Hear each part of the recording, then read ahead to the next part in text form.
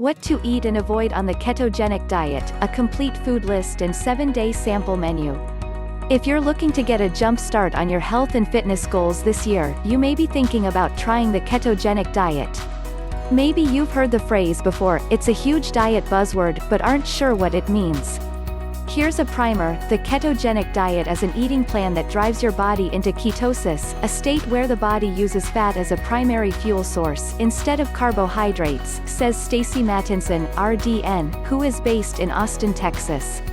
When you're eating the foods that get you there, more on that in a minute, your body can enter a state of ketosis in 1 to 3 days, she adds.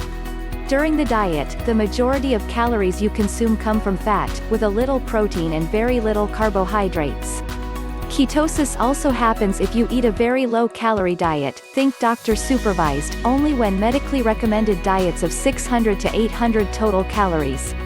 Keto diet benefits and risks that beginners need to know before you dive in. It's key to know the possible benefits and risks of keto.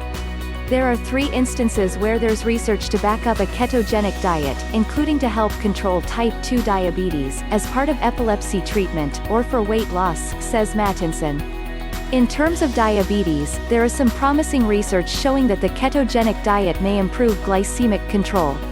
It may cause a reduction in A1C, a key test for diabetes that measures a person's average blood sugar control over 2 to 3 months, something that may help you reduce medication use, she says. But for people with diabetes, one big concern is you're eating a lot of fat on keto, and that fat may be saturated, which is unhealthy when eaten in excess. The much higher total fat intake is also a challenge among keto beginners.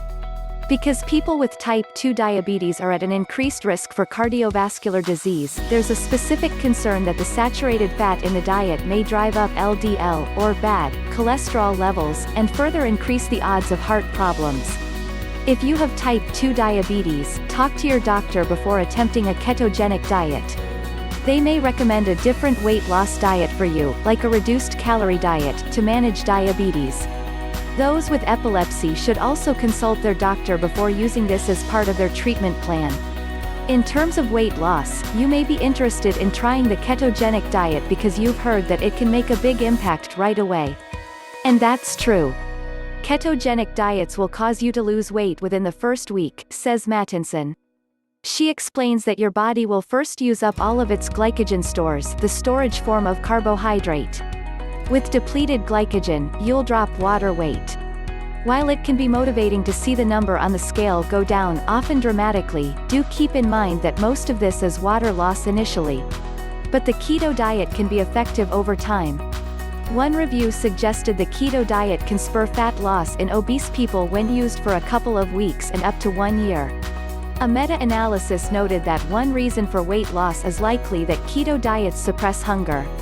One downside to a ketogenic diet for weight loss is the difficulty maintaining it. Studies show that weight loss results from being on a low-carb diet for more than 12 months tend to be the same as being on a normal, healthy diet, says Mattinson. While you may be eating more satiating fats, like peanut butter, regular butter, or avocado, you're also way more limited in what's allowed on the diet, which can make everyday situations, like eating dinner with family or going out with friends, far more difficult. Because people often find it tough to sustain, it's easy to rely on it as a short-term diet rather than a long-term lifestyle. Before starting, ask yourself what is really realistic for you, Mattinson suggests. Then get your doctor's okay. You may also work with a local registered dietitian-nutritionist to limit potential nutrient deficiencies and talk about vitamin supplementation, as you won't be eating whole grains, dairy, or fruit, and will eliminate many veggies. A diet that eliminates entire food groups is a red flag to me. This isn't something to take lightly or dive into headfirst with no medical supervision, she says.